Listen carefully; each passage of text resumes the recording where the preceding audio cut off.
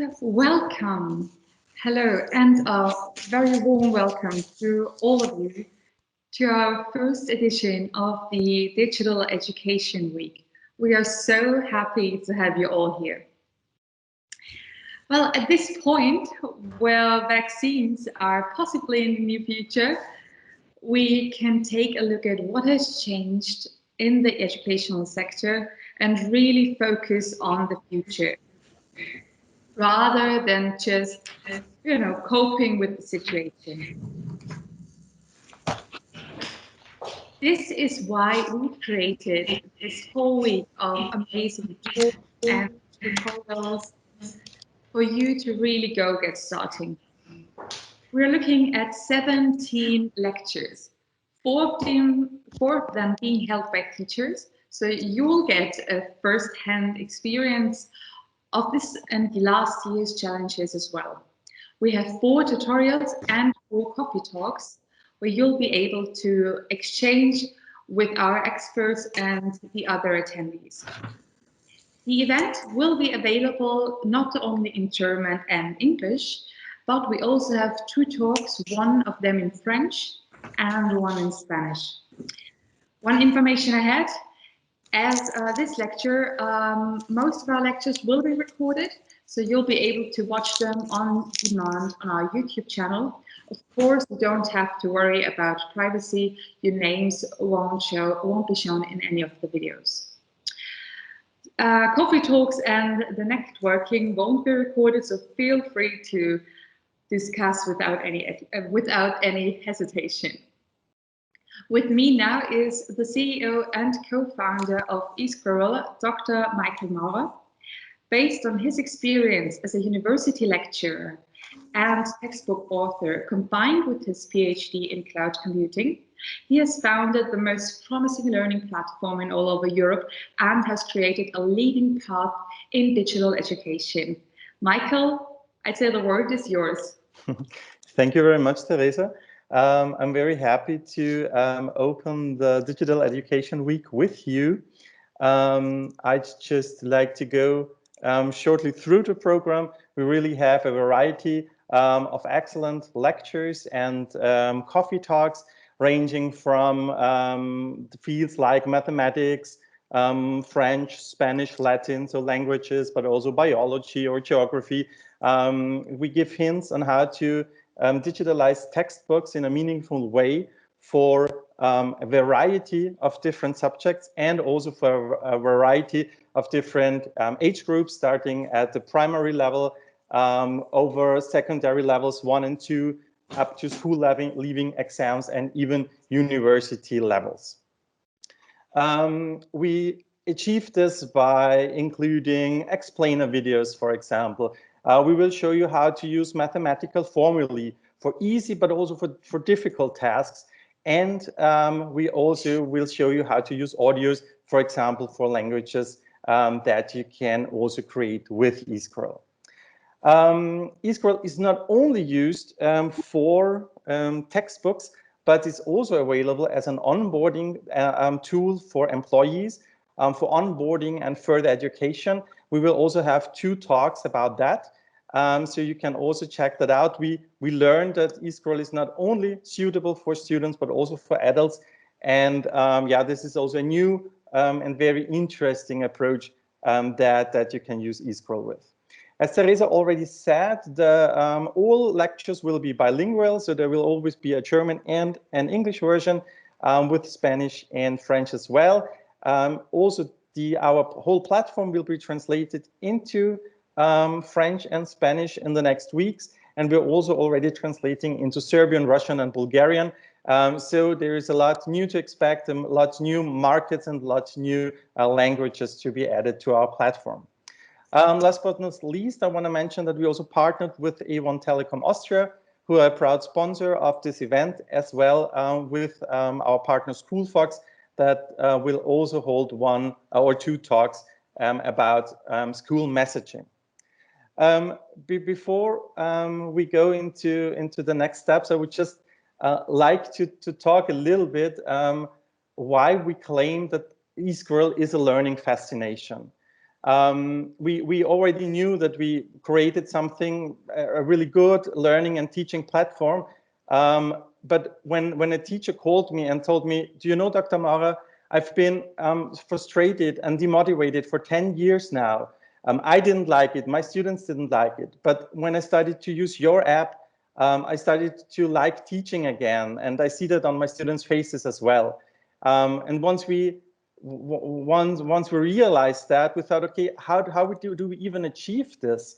And I'd like to tell you about 3 of the core essences of why eScroll is such a learning fascination. Firstly, it's because we don't wait for any tablet or laptop initiatives. We use what is available to schools right now, including students' smartphones, even older ones, without needing any Wi-Fi. They're completely available offline. So one struggle of teachers always is how to find the right infrastructure, and there is no need to wait. They can start with eScroll right now.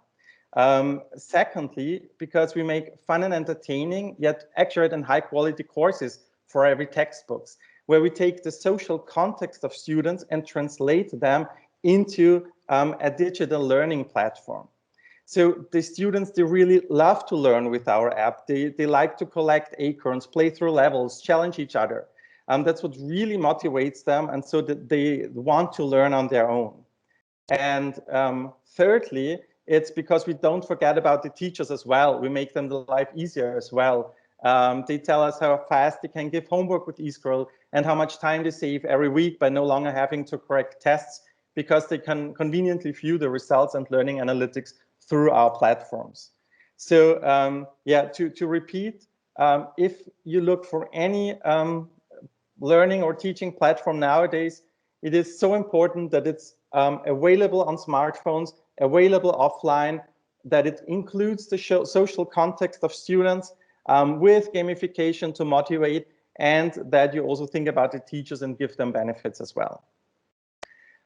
We now cover around 200 textbooks from most of the Austrian and German textbook publishers, like ÖBV, Veritas, Hölzel, Lemberger, Cari Film I also see, Weber Verlag I also see, and we are also proud member of multiple strong partnerships, like the main German and Austrian educational alliances, the Bündnis für Bildung, for example, in Germany.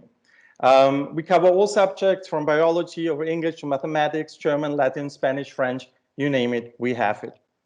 We have currently created more than 350,000 exercises on our platform, including audios, mathematical formulae, and explainer videos, which have already been answered 22 million times. 100,000 users and a team of 90 authors, including the author of Austria's #1 math textbook, we are growing rapidly. Our team creates 20 new courses every month, and we'd be very happy to also have your courses or more of your courses on our platform.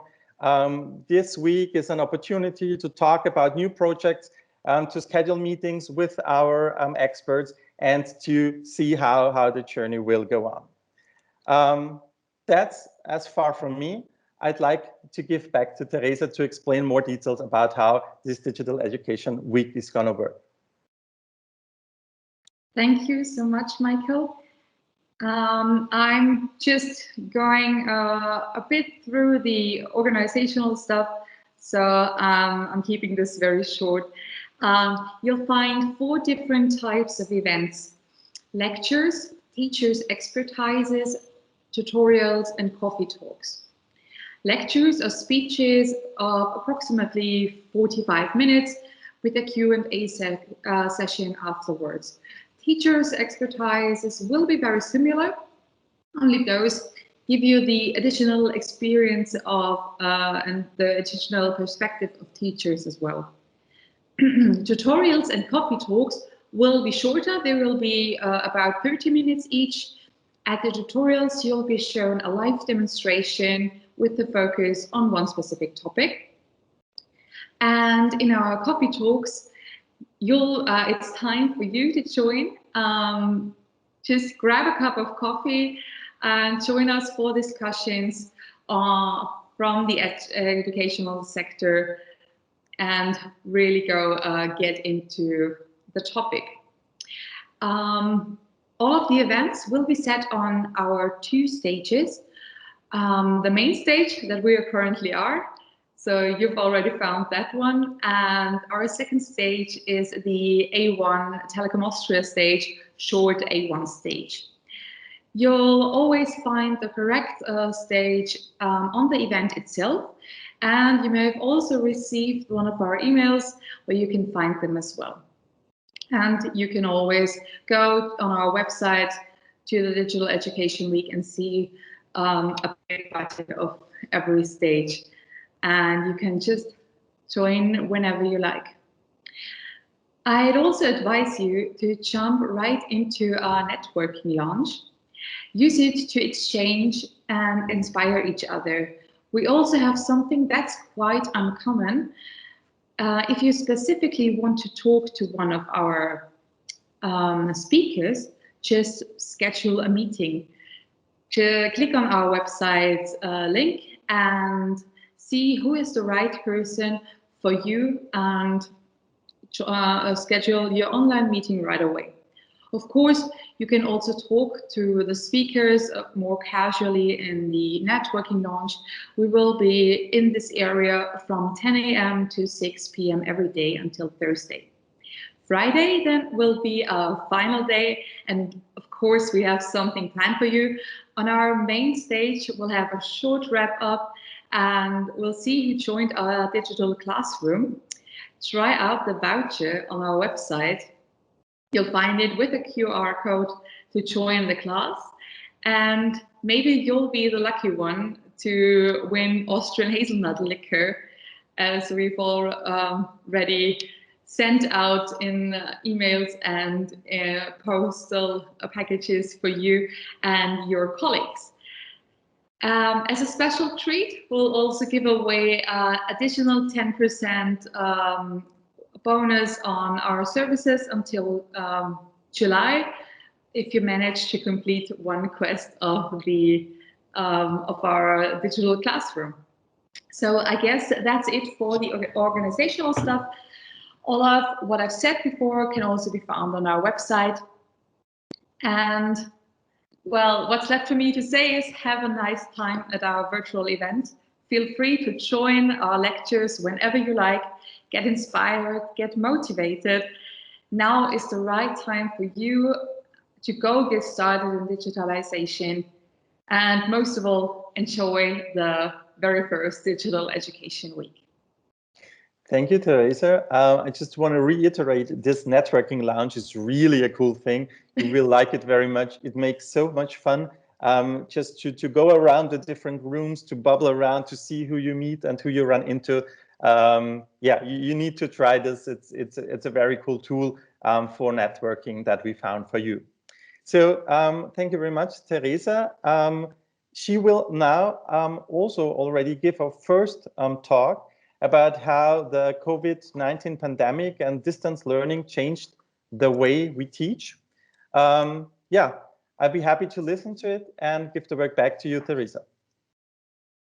Thank you so much. So I'll be sharing the first slides for you. I'm very excited to be holding the first lecture on this event. So excuse me. So let me just get started by sharing my screen with you. Excuse me so much.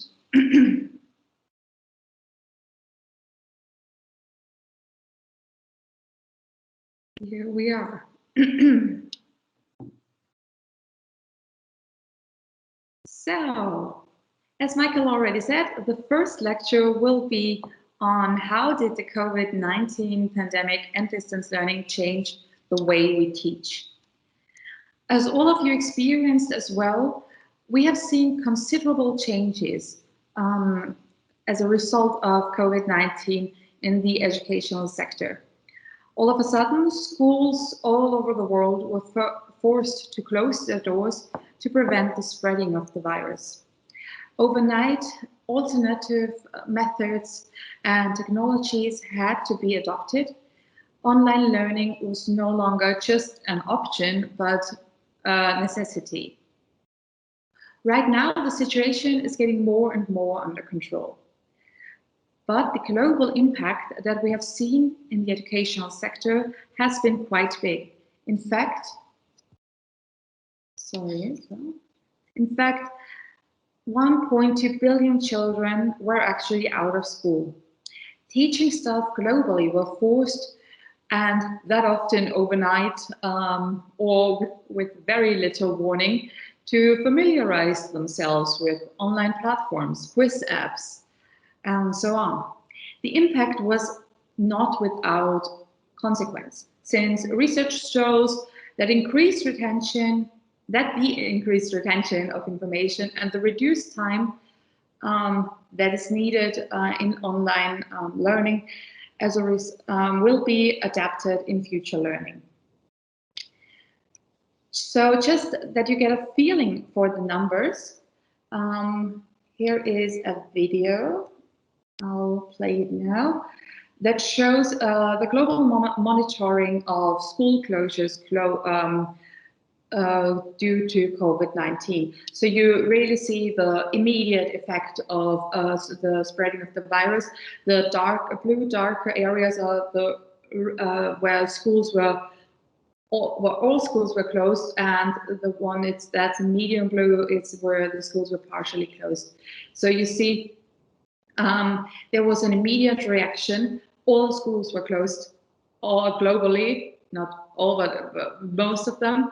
And now we're at a time, as you can see, we're now in April 2021, where schools are partially open. So teaching staff globally had to adapt to this. Of course, all of those schools closing and partially schools closing required remote learning. Before the pandemic, this was probably just used as an option or as a bonus, a change to otherwise a boring session or whatever. So it was just a nice to have, but now it really was a necessity. And when thinking about school closing, what comes to mind is most probably, I'd say, distance learning. And that's something that's not the most liked term in the media.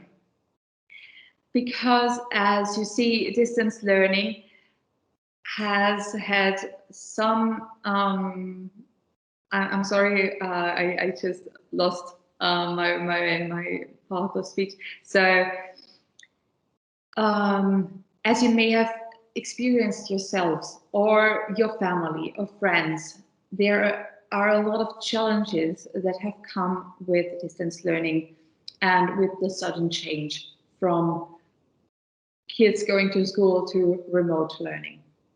And even though we're in the 21st century, limitless Wi-Fi connections and devices is not something to be taken for granted. This does not only apply to schools, but also to homes and especially to the individual students.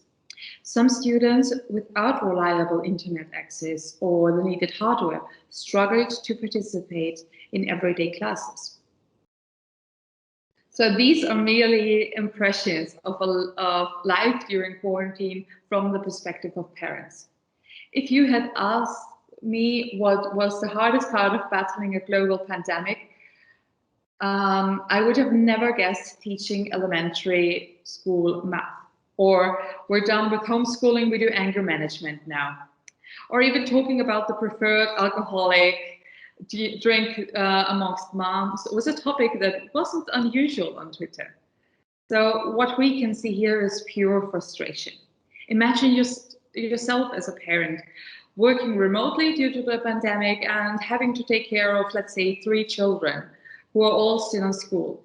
What if you had a meeting and simultaneously all of your children had to attend classes with only one device available? That's a realistic situation to be in. Time management was crucial. But not only that, as a parent, many had to worry about their children's learning processes. They barely knew what was going on in their children's school life. We've even learned of students who missed great parts of their curriculum because teachers were not able to reach out for them, and sometimes for a very long time. The hugely controversial term lost generation has therefore been debated in the media a lot.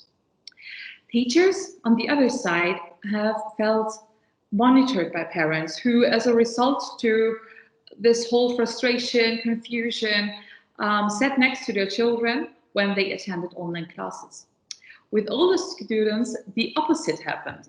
In fact, a lot of teachers told us about talking to black screens all day long. By trying to remain connected, students and teachers often drifted apart even more. Many governmental initiatives wanted to solve these problems, but granting hardware for every student is not something you can do within a week or even within a month. In our following lectures, you can see how eSchool already has overcome those obstacles and even made life better for teachers and students alike in these uncertain times. Well, but thankfully, online learning also had its positive outcomes, such as encouraging students to learn on their own and at their own pace. Or the fact that by digitizing data about learning processes, teachers have been given the possibility to really step into the needs of the individual learners, especially of those who required additional support in these times. So what are we looking at now that we're able to take a look in the classroom of the future? Teachers all over the world are rethinking the traditional structures of learning. Many agree that a hybrid model is the way to go. Blended learning merges face-to-face and digital learning. It combines empathy, social interactions, and exchanges with the digital advantages such as mobility, consistency, individual skill development, and objective performance measurements. These advantages are all fueling the EdTech trend. The global EdTech trend can also be seen on smaller markets such as Austria. The forecast and the growth of turnovers in Austrian edtechs has shown a plus of 175% according to EdTech Austria. But the trend does not end here. According to Dealroom, for example, education is one of the largest market opportunities with great potential in edtech companies. This is also a forecast that RIZEETF in Germany is showing. Education is a sector that is likely to reach a spending of 10 trillion US dollars by 2030. In response to the significant demand, many online platforms all over the world have offered their services for free. As an example, I want to show you the effects we have seen with eSchool. As you can see, due to our immediate reaction, which was to give away all our licenses for free for the ongoing school year, we have seen a significant rise in users, in registered users. When you look further, like from January 2021, you can still see the curve is rising faster and going up more than before. This shows us that now that we have the increased attention, the ed sector is still growing. And this is now we live in a time where education is now an industry that has begun to skyrocket.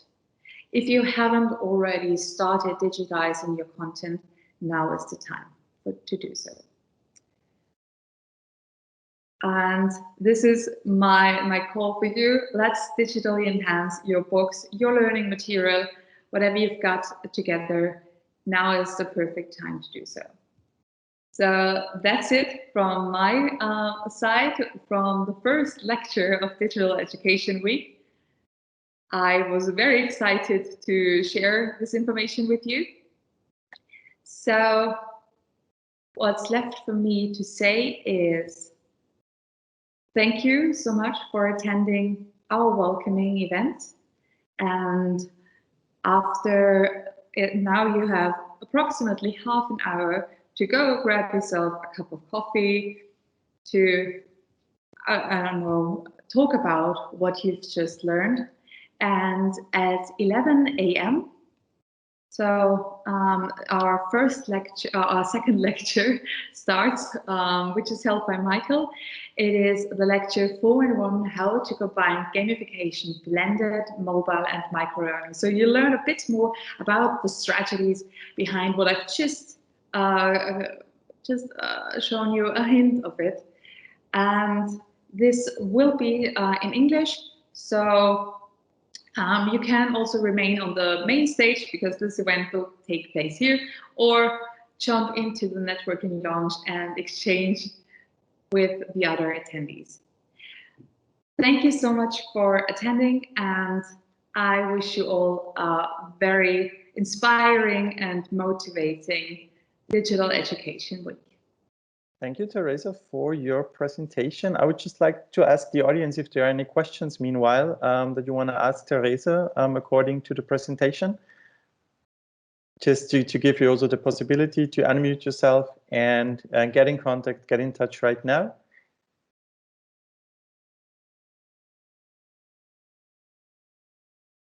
If there are no questions, then as Teresa said, I will see you in half an hour at my presentation. Just stay in the room. We will see you then.